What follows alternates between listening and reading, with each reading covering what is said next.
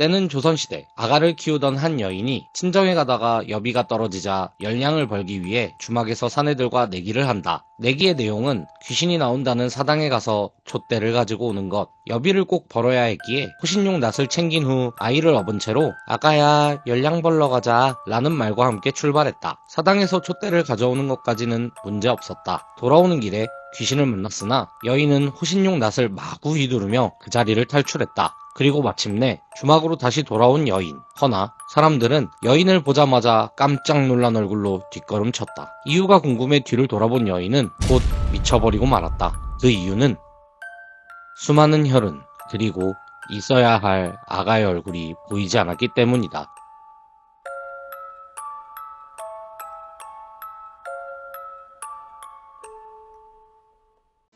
어두운 밤, 한 여자가 집으로 귀가 중이었다. 잘 가고 있었는데 뒤에서 인기척이 느껴졌다. 뒤를 돌아보니 남자 2명이 그 여자 뒤를 걷고 있었다. 집에 가려면 곧 골목으로 들어가야 하는 여자는 왠지 너무 무서워져서 속도를 올려 걸었다. 그러자 한 남자가 갑자기 속도를 올려 옆으로 오더니 그렇게 밤에 혼자 다니면 위험해요 라고 하며 집에 데려다 준다고 하였다. 그 남자가 굉장히 호감상이었고 친절했기에 여자는 그 남자와 함께 마음을 놓은 채 집 앞까지 왔다. 조심히 들어가요. 대문을 닫고 들어온 여자는 그 남자가 마음에 들었어서 혹시 잘 가고 있는지 담장 밖을 보려 했는데 그 남자는 어디에도 보이지 않았다. 또 다시 무서워진 여자는 혹시나 하는 마음에 대문을 열지 않고 대문 아래틈으로 주변을 살피려 했는데 아래틈을 본 그녀는 깜짝 놀라 얼굴이 사색이 되어 집으로 도망쳤다. 그 이유는 데려다준 남자가 대문 밑으로 눈을 커다랗게 뜨고 눈도 깜빡이지 않은 채 쳐다보고 있었기 때문이었다.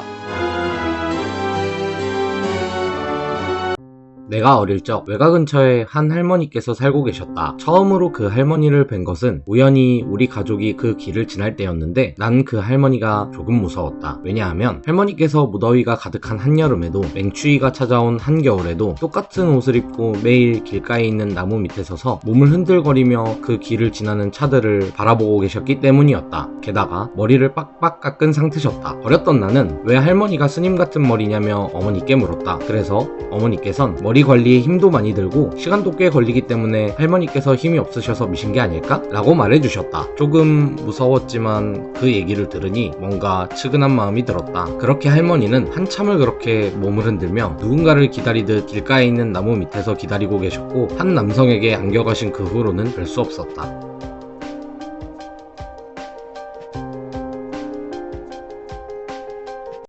한 소년이 자신의 방 창문에서 별을 보고 있었다. 고개를 돌린 순간 건너편 집 창문에 한 소녀가 보였다. 그 소녀도 별을 보고 있는 것 같았다. 그 다음 날도 소년이 별을 볼 때마다 소녀는 항상 그 자리에 있었다. 소녀는 점점 그 소녀가 궁금해졌다. 그리고 어느 날 소녀는 결심했다. 말을 걸어보자. 소녀는 무작정 건너편 집으로 향했다.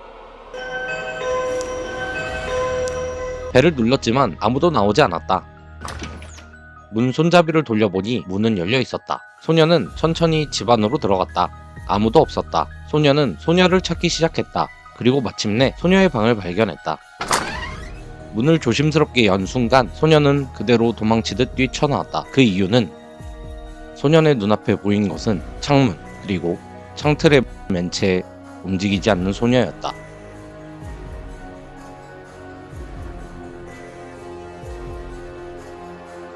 한 등산 동아리에는 A라는 1학년 여학생이 있었다. 수많은 선배들이 대시했지만 그녀는 같은 해 동아리에 들어온 1학년 남학생인 B와 CC가 되었다. A를 좋아했던 남자 선배들은 질투 반 부러움 반으로 B를 자주 골려먹곤 했다. 동아리 겨울 MT날 선배들은 또 B를 놀려줄 생각으로 출발 직전에 B에게 거짓말쳐 그를 헤매게 만들었고 B는 뒤늦게 속았다는 사실을 눈치채지만 버스가 이미 출발했기에 선배들을 쫓아갈 수밖에 없었다. 그날 마침 A도 MT 전 일정이 있었기 때문에 MT 장소에서 모두와 만나기로 했다.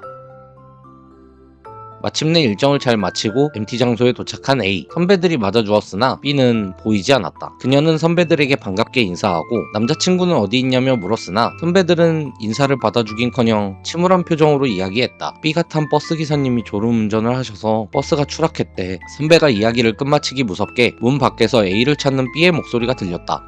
B는 A에게 문을 열어달라고 부탁하며 미친듯이 문을 두들겼지만 선배들이 막아섰다. 선배들은 아까 선배가 한 얘기 못 들었냐며 B가 저승길 동무로 널 데려가려는 거라며 만류했지만 A는 주변에 만류를 뿌리치고 문을 열었다. 산장 문 앞에는 B가 눈을 흠뻑 맞은 채로 서 있었다. B는 A를 껴안으며 무사해서 다행이라고 말했다. 도대체 무슨 소리냐고 반문하는 A에게 B는 선배들이 먼저 타고 간 버스가 빙판길에서 미끄러져 추락했대 라고 설명했고, 깜짝 놀란 A가 선배들에게 어떻게 된 일이냐고 물으며 뒤를 돌아봤는데 산장 안에는 아무도 없었다.